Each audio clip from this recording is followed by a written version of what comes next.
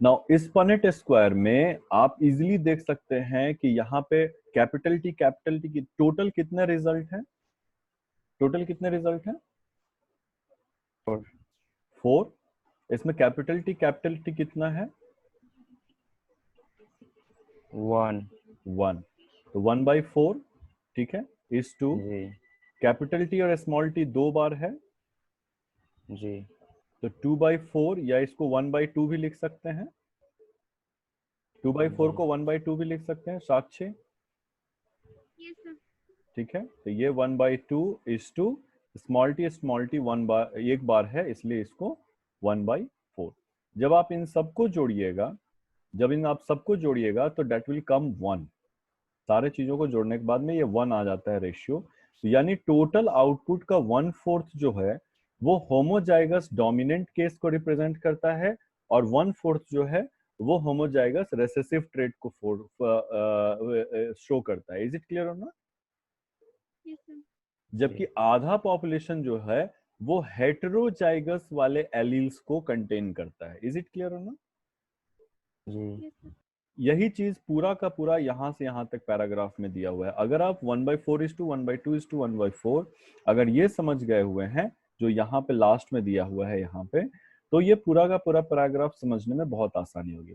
From the Punnett square it is easily seen that 1/4 of the random fertilization leads to the capital T and capital T half lead to the capital T small t and 1/4 lead to the small t। तो 1/4 जो है वो capital T 1/2 capital T small T, capital T and small T, small T and small T. तो ये जो 1/4 है वो small T को लेकर के जाते हैं। सो although the F1 generations have genotype capital T small T. अगर इसके पहले वाला पनेट स्क्वायर जब आपने ड्रॉ किया होगा तो कैपिटल टी और कैपिटल टी था। अगर वो वाला पनेट स्क्वायर बनाए होंगे स्मॉल टी में तो सारे के सारे कैपिटल टी स्मॉल टी ही बने थे आपके, ठीक है। तो उसमें सिर्फ एक ही फिनोटाइप था कैपिटल टी स्मॉल टी का। और इस केस में क्या हो रहा था कि सारे के सारे प्लांट्स जो थे वो टॉल निकल करके आ रहे थे। उन्हीं चीजों को यहाँ पे दिखाया है कि F1 जनरेशन में सारे के सारे प्लांट टॉल कैरेक्टर के थे। At F2 generation 3/4 of the plants are tall. यानी कि ये वाला भी टॉल है, कैपिटल टी वाला भी टॉल है, और कैपिटल टी स्मॉल टी वाला भी टॉल है।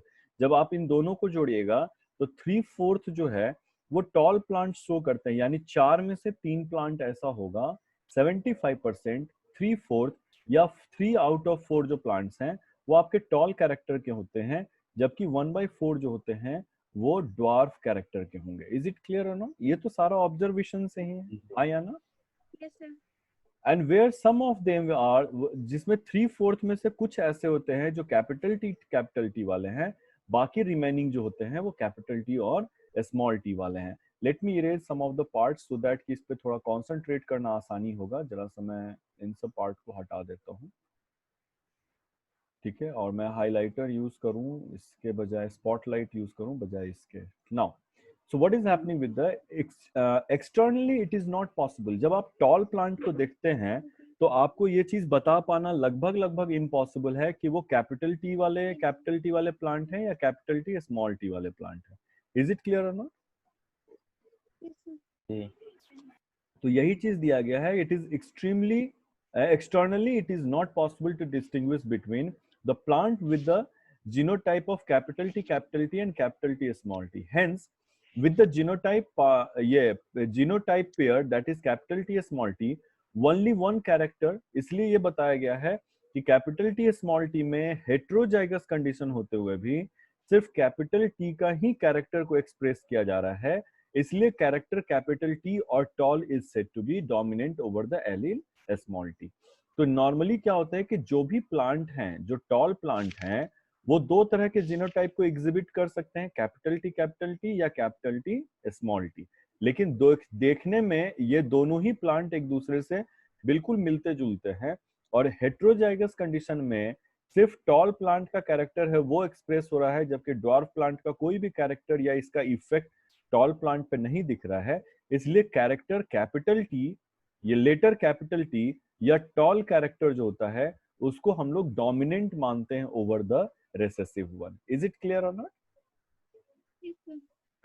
And this is thus due to this dominance one character over the other that all f1 are the tall through though the genotype is capital T and small t. इसलिए आपको f1 generation में सारे के सारे tall plants मिले हुए थे, आपको सारे के सारे टॉल प्लांट्स मिले हुए थे, जबकि आपके दूसरे सारे के सारे जितने भी प्लांट्स हैं वो capital T small T P phenotype के होते हुए भी आपको दूसरे इसके दिख रहे थे। बेटा एक कॉल है, जरा सा हम now so this is why the f1 generation was all progeny this is why the yeah this is why the all generation progeny of all f1 generation was like कि आपके टॉल प्लांट के ही थे, लेकिन इसके बावजूद जो है वो सारे के सारे अलग फिनोटाइप के एक ही फिनोटाइप के हैं, जबकि उनका जो एलील्स है वो कैपिटल टी और स्मॉल टी ही प्रेजेंट रहते हैं।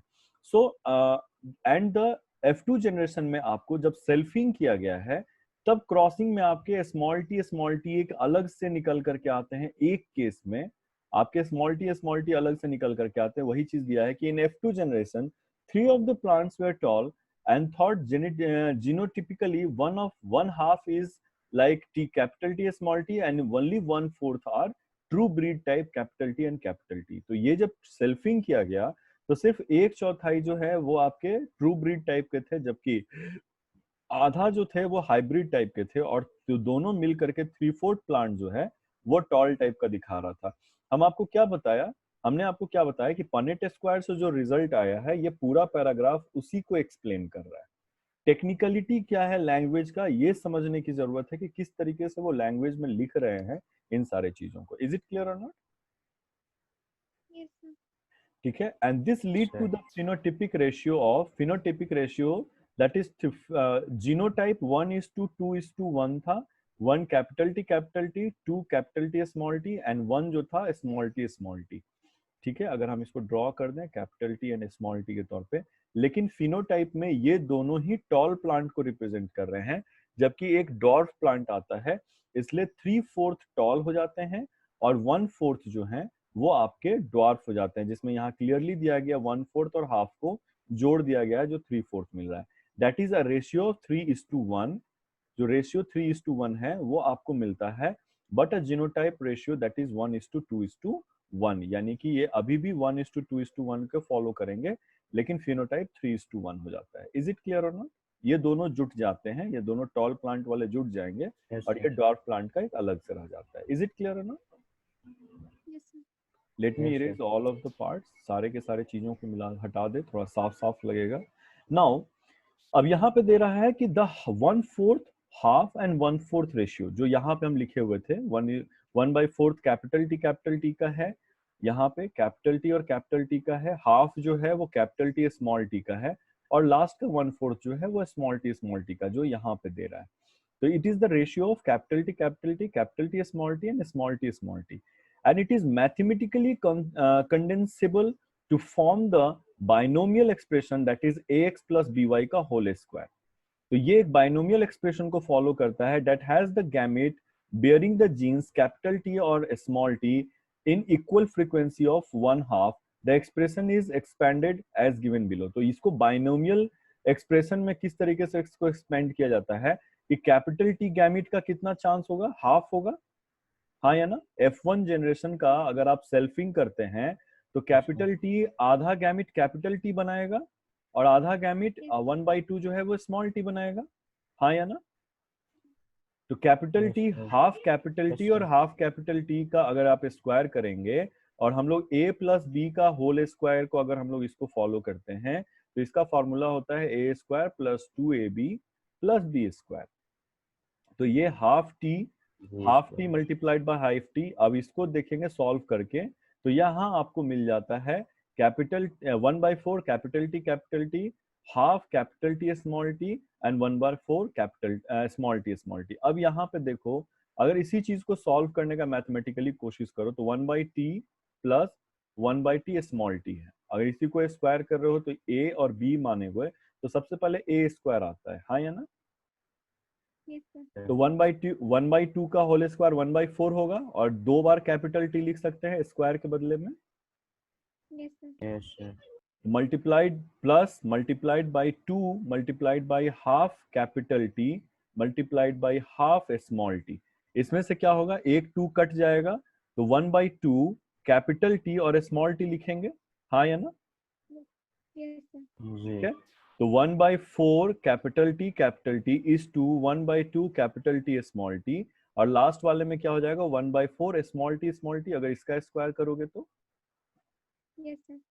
तो गैमिट का परसेंट अगर तुमको पता है कि कौन कितना परसेंट गैमिट बना रहा है, तो बाइनोमियल इक्वेशन को भी डाल करके आप मैथमेटिकली कैलकुलेट कर सकते हैं कि किस तरीके से आपका ऑफ स्प्रिंग जो है उसका फिनोटाइप निकलने जा रहा है। ये हायर स्टडीज में मैथमेटिकली कैलकुलेट करने के लिए आपको दिया जाता है कि आने वाला एक्सप्रेशंस जो है उसमें कितना जीनोटाइप और फिनोटाइप होगा, उसको कैलकुलेट करने के लिए। तो जो Mendel self pollinated the F2 plants and found that the dwarf F2 plants continued to generate the dwarf plant in F3 F4 generation, he conducted that the genotype of the dwarf was homozygous small t. What do you think, how he would have got his self pollinated the F2 plant? तो ये बता रहे हैं कि इसके F1 generation के बाद में हर जनरेशन में आपको एक F2 ये एक ड्वार्फ प्लांट जो था वो लगातार आपको मिलते ही चला गया। अगर आप सेल्फिंग करते चले जा रहे हैं तो ये माना गया था कि इसका मतलब है कि कहीं ना कहीं ड्वार्फ प्लांट का जो जीन है वो होमोजाइगस कंडीशन में बड़ा से बड़ा पनेट स्क्वायर में जो सबसे कॉर्नर वाला एक रीजन होगा वो आपको रिसेसिव ट्रेट को शो करने के लिए रिस्पॉन्सिबल है। अब आपको यहाँ क्रिटिकल थिंकिंग में दिया जा रहा है कि what do you think that he would have got had he self pollinated a F2 plant? तो ये किस तरीके से सेल्फ पॉलिनेशन किए होंगे या किस तरीके से उनका ये रिजल्ट स्टडी किए होंगे, ये आपको सोचने के बारे में बताया गया कि आप थोड़ा सा इसको सोचो कि कैसे किया गया होगा, कैसे नहीं। इज इट क्लियर और नॉट?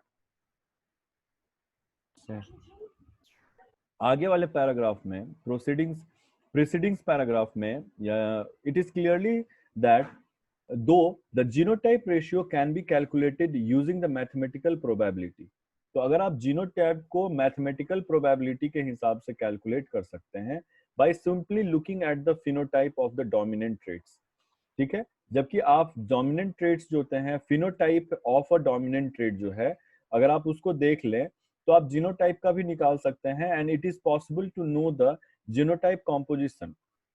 अगर आप सेल्फिंग कर रहे हैं तो जीनोटाइप कॉम्पोजिशन भी पता चल जाएगा। मान लो अगर F1 जनरेशन में सिर्फ एक ही टाइप के प्रोडक्ट प्रोड्यूस होते चले जा रहे हैं टॉल प्लांट का, तो इसका मतलब है कि ट्रू ब्रीड है। और अगर F1 जनरेशन में ऐसा कोई कैरेक्टर शो नहीं हुआ है जो F2 जनरेशन में हो रहा है, तो इसका मतलब है कि हमको कहीं ना कहीं सेल्फिंग में ये पता चलता है कि इसके पेरेंट्स में कहीं ना कहीं रेसेसिव ट्रेट के जीन्स अवेलेबल थे जो आपके F2 और F3 F4 में आगे दिखते चले जा रहे हैं। तो इन्हीं सारी चीजों को यहाँ पे बताया कि आप जीनोटाइप रेशियो और फिनोटाइप रेशियो मैथमेटिकली या विजुअली देख करके भी पता लगा सकते हैं कि कैसे है कैसे नहीं। जैसे एक एग्जांपल ले लो, that is for example whether a tall plant from the F1 or F2 has capital T or small t composition that cannot be predicted। यानी F1 जनरेशन या F2 जनरेशन में कोई भी टॉल प्लांट वो capital T है या capital T small T, ये देख के आप पता लगा सकते हो क्या? अगर आपको कोई टॉल प्लांट दे दें और आपसे पूछे कि इसका कौन सा है, कैपिटल टी है कि कैपिटल टी स्मॉल टी, ये दोनों जीनोटाइप तो आपके टॉल प्लांट के लिए ही रिस्पॉन्सिबल है, तो आप सिर्फ प्लांट देख के बता सकते हो कि कैपिटल टी है कि स्मॉल टी है उसमें। जी सर। जी सर, जी सर कहने का मतलब एग्जैक्टली नहीं पता चल पाएगा। यही चीज तो यहाँ लिख रहा है ना, that can not be predicted. इसी को पता लगाने के लिए, इसी को कैसे पता लगाएंगे कि उसमें है या नहीं, इसी को पता लगाने के लिए to determine the genotype of tall plant in F2 generations, the Mendel cross the tall plant from the F2 generation with a dwarf plant, ठीक है। और इसको हमने टेस्ट क्रॉस कहा है। तो मान लो अगर F2 जनरेशन में हम लोग के पास 3 तरह के प्लांट थे, कैपिटल टी स्मॉल टी, ये दोनों एक ही जैसे थे, और स्मॉल टी। तो टॉल प्लांट या तो कैपिटल टी होगा या फिर कैपिटल टी स्मॉल टी होगा, हाँ या ना? F2 जनरेशन में हाँ या ना? Yes sir. तो उन्होंने टेस्ट क्रॉस किया। उन्होंने क्या किया कि F2 जनरेशन का जो प्लांट था टॉल, उसको निकाला और उसको पनेट स्क्वायर फिर से बनाएंगे हम लोग, और उसको ड्वार्फ प्लांट से क्रॉस कराया। ड्वार्फ प्लांट का जीनोटाइप क्या होगा? कैपिटल टी, हाँ या ना? Sir small T small small T small T. Sorry, capital T बोल दिया, अच्छा हुआ। स्मॉल टी होगा, हाँ या ना? यस सर हम भी थक गए। अब अगर आपके पास F2 जनरेशन में, अब देखो कि रेशियो पे क्या असर पड़ता है। अगर F2 जनरेशन में टॉल प्लांट का जीनोटाइप कैपिटल टी होगा, तो इस क्रॉसिंग में आपको कितने प्लांट मिलेंगे? सारे के सारे टॉल प्लांट ही मिलेंगे, हाँ या ना? कैपिटल टी स्मॉल टी का। जी। और अगर F2 जनरेशन में आपके पास कैपिटल टी और स्मॉल टी टाइप का प्लांट मिलेगा, तब आपको क्या मिलेगा? Capital T small T, capital T small T, small T small T, small T small T, यानी 1:1 का रेशियो अगर मिलता है, यानी F2 जनरेशन के साथ में टेस्ट क्रॉस करें और अगर उसको 1:1 का रेशियो मिलता है, इसका मतलब है कि इसका जीनोटाइप कैपिटल टी और स्मॉल टी है। और सिर्फ एक ही टाइप का फिनोटाइप मिलता है, यानी सिर्फ टॉल प्लांट मिल रहा है, इसका मतलब है इसका फिनोटाइप कैपिटल टी है। इसको समझने में दिक्कत है तो हम फिर से बताएंगे, बोलो नो सर अभिषेक। यस। जैसे नहीं कैपिटल, सर, समझ गए। समझ गए हो? अब देखो हम फिर से बता दे रहे हैं, जी। कैपिटल टी और स्मॉल टी ये ट्रू ब्रीडिंग किया गया, यानी कि जनरेशंस तक सिर्फ टॉल प्लांट और जनरेशंस तक सिर्फ ड्वार्फ प्लांट ही प्रोड्यूस हो रहा है, अगर हम सेल्फिंग करा रहे हैं इसी में। तो ट्रू ब्रीड में आपके पास कैपिटल टी और स्मॉल टी मिलता है, यानी F1 जनरेशन में आपके पास सारे के सारे प्लांट, आपके F1 जनरेशन के सारे प्लांट टॉल मिलते हैं।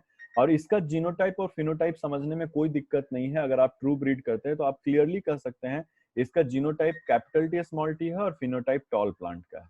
लेकिन जब आप F2 जनरेशन में आते हैं और आपको 4 में से 3 प्लांट जो है वो टॉल है, आप सपोज कर लो कि ये 3 प्लांट है, तो आप इसमें से देख के थोड़े बता पाओगे कि इसमें से कैपिटल टी कौन सा है और स्मॉल टी कौन सा है। कैपिटल टी वाला प्लांट कौन है और कैपिटल टी स्मॉल टी वाला प्लांट कौन है, ये देख के बता पाओगे? नो सर जब यही चीज पूछे। अब इसमें क्या किया गया कि हम एक ड्वार्फ प्लांट से इसका टेस्टिंग करते हैं, जिसमें कैपिटल टी स्मॉल टी और स्मॉल टी है। अगर टेस्टिंग में टेस्ट क्रॉस किया गया ड्वार्फ प्लांट से, और अगर जिस प्लांट के साथ क्रॉस करने पे आपको 1:1 यानी आधा जनरेशन टॉल और आधा जनरेशन ड्वार्फ मिलता है, वो कैपिटल टी और स्मॉल टी टाइप का प्लांट होगा, टॉल वाला। और जिससे रिएक्शन कराने से या क्रॉसिंग कराने से सिर्फ टॉल ही प्लांट मिल रहा है, इसका मतलब है कि वो कैपिटल टी और कैपिटल टी वाला प्लांट। अब समझ में आएगा? यस सर जी। समझ में आएगा, हाँ या ना? Yes yes sir. Sir okay, now this is what is called test cross. Test cross को क्यों परफॉर्म किया जाता है?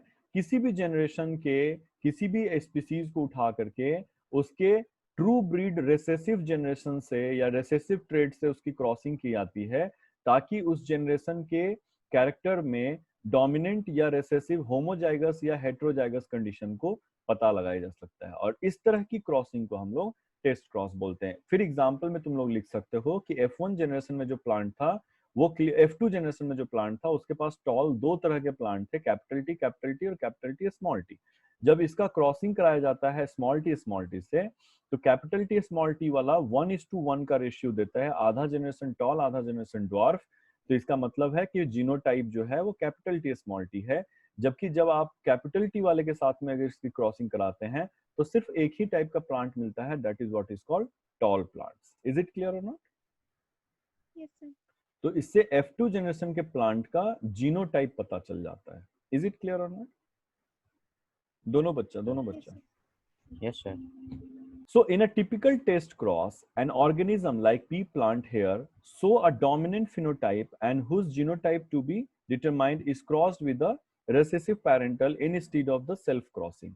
तो टेस्ट क्रॉस में क्या करते हैं कि पी प्लांट का किसी भी स्ट्रेन को या किसी भी प्लांट को उठाते हैं और उसके डॉर्फ प्लांट से उसकी क्रॉसिंग करा देते हैं। सेल्फिंग नहीं कराएंगे, क्रॉसिंग कराते हैं डॉर्फ प्लांट से स्मॉल टी, और इसका हमको पता नहीं है, ठीक है। And self-crossing, the progenies of a such cross can easily be analyzed to predict the genotype of the test organism. That figure, अगले वाले जो फिगर है वो इसी का पनेट स्क्वायर जो है 1:1 या 1 वाला वो दिखाएगा. shows the result of a typical test where the violet color flower is dominant over the white color flower. तो अगला जो आपका पनेट स्क्वायर है वो वायलेट फ्लावर और व्हाइट फ्लावर और वायलेट फ्लावर के बीच में दिया गया हुआ है.